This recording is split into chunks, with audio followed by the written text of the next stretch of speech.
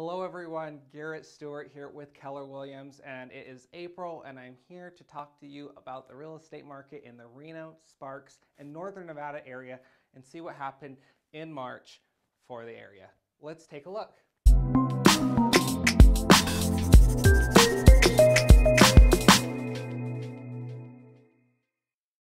Alright, so a lot has happened since the last time we talked, and today I'm planning to go over some of the market of what happened in March, and then in a separate video we're going to be going over COVID-19 and how that's affecting real estate directly and where we see that going. So stay tuned at the end when I talk about where to find that video.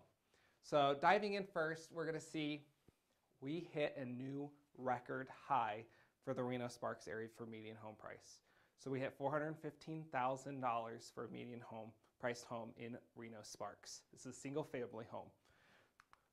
Taking a look, you can see over the last 13 months, we had tied with 405 twice in the last 13 months was our previous high back in January and back in July. So we are back up above those figures, and so we're going to see what happens, but this could be good news, at least some thought into it with COVID-19 is we did kind of hit pause on the market. So that 415 was closings that happened in March that caused that price, which means those were homes that went under contract back in February and January.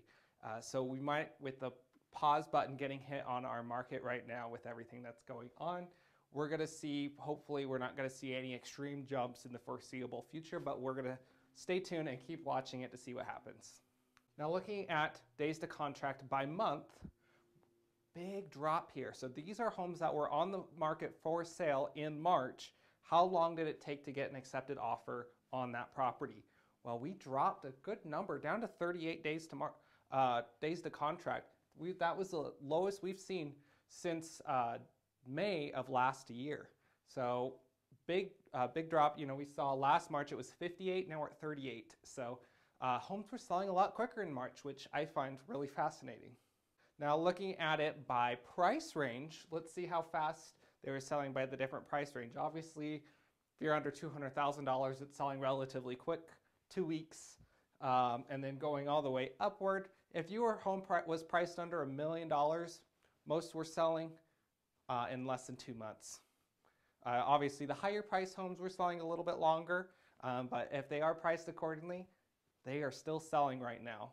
Homes are still selling every day, and we're going to go over that shortly, how many homes are getting sold still. Let's look at the inventory, our new listings, and our sales for March. Now, looking at basically the first quarter of the year, we're comparing each month now, and you can see everything bumped up. Our sales went up, that's in the black. The red was the new inventory, and the gray is the current inventory. And so you can see all of them bumped up, which is great news. The market is still growing. How does that correlate into our month supply of inventory? Well, everything kind of grew the same. So we stayed about the same as we were in February. So 1.5 months of inventory of homes for sale. So we didn't see any growth there, but we didn't see that drop, which is good. We are very low still on inventory. Now this slide was really interesting putting it together this month because we look at this by price range, the month supply of inventory, and you can see everything up to $750,000 range is all less than 2 months supply of inventory. But then we get to the $750,000 to $1 million price range, 9.3 months of inventory. That is what we consider a buyer's market, which is a big jump since last time we chatted about that. So I thought that was fascinating. It's our highest amount of month supply of inventory than any other month. So even the homes that are priced over $1.5 million, we have more inventory, month supply of inventory on these $1 million to $750,000 homes. So very fascinating. We're going to track that and see what happens next month and how everything plays out, but keep an eye on that price range. All right, so this is a new slide I wanted to include. This is the new contracts by month. So what this essentially means is homes that were for sale in each month, how many of them got under contract. So this is a little bit more direct correlation. If you look at sales, like I said, they're normally lagging 30 to 45, maybe 60 days from when they got under contract, because they got to have time to go through the process to get sold. And same thing, but we can look at the contracts now, and that's a little bit more direct to see what exactly is happening. And so we saw 474 homes accepted an offer in March. Compare that though to March of last year was 545. So we did see a lower number, and normally we can see last year from February to March it did jump up. We probably would have been higher than February if everything with COVID-19 didn't happen, but we're still the market is still fairly strong. We did not just completely stop selling homes. Homes are still selling. We're just doing things a little bit differently now. Now let's look at months supply of inventory for homes nationwide. We always like to look and see what's happening on the national scale. Now this always has a lag to it, so we're only going to February. So this is pretty much leading up to post-COVID-19, all the stay-at-home orders happening. And so next month we'll see the first direct effect of the month supply of inventory for this area, or for the nation. But it stayed the same, 3.1 months. All right, let's go into the local markets and see each individual market, what's happening. $430,000 for Reno, specifically for a single family home. That was a 6% jump. We did see a lot of more homes sell, but we did see our listings jump up as well, which is what we still need.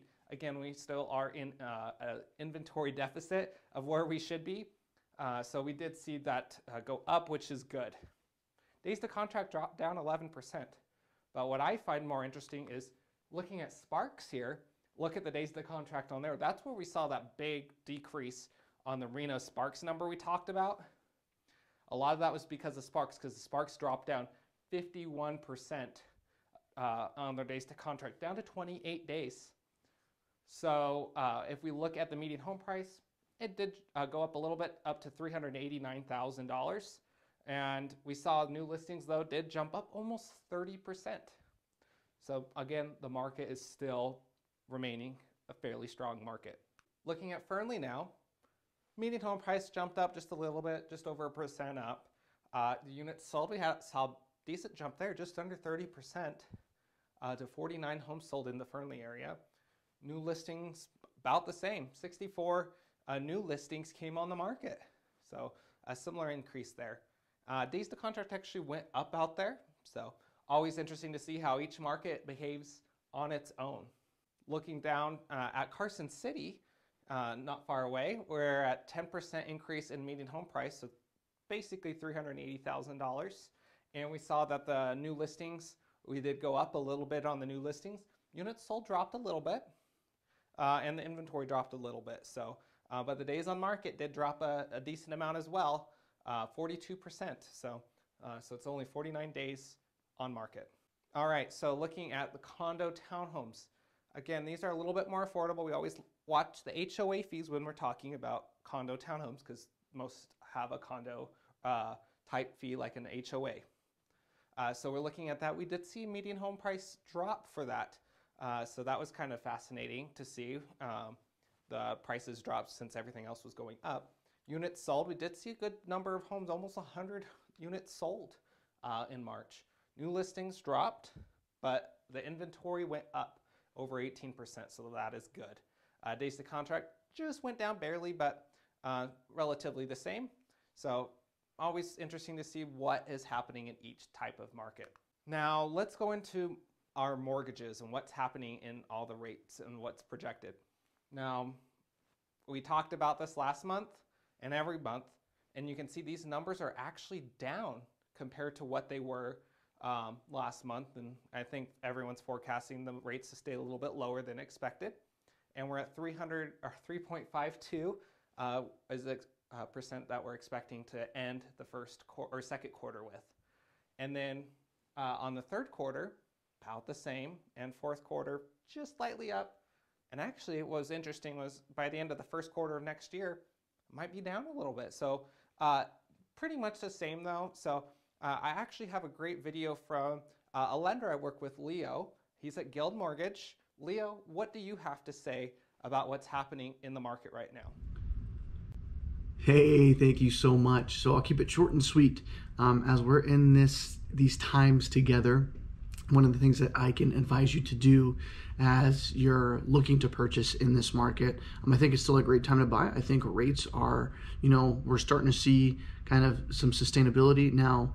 That doesn't go very far, right? We can see sustainability and then we can see a complete downfall, complete uprise in rates. It's just something that, unfortunately, with these times, it's really hard to predict. But as you're in this market, one thing I can advise you to do as a consumer is always talk to your lender. Talk to your lender about, have any programs changed? Has anything happened with your current scenario? Because things are changing daily. So that's just my little short thing for you as a consumer in this market. I hope that that's of help. And Garrett, thank you so much for having me. Thanks for that, Leo. And if you want to reach out to Leo, have any more questions for him on the lending side, his information's right down below here. And thank you guys so much for watching. Again, I created a second video about COVID-19 and the real estate market. You can watch it by clicking right up here, or I put the link for it in the description below. So I hope you guys can watch it. Let me know what you think, and stay safe out there, everyone. We're all in this together. Stay at home, stay safe, wash your hands. I'll see you next month.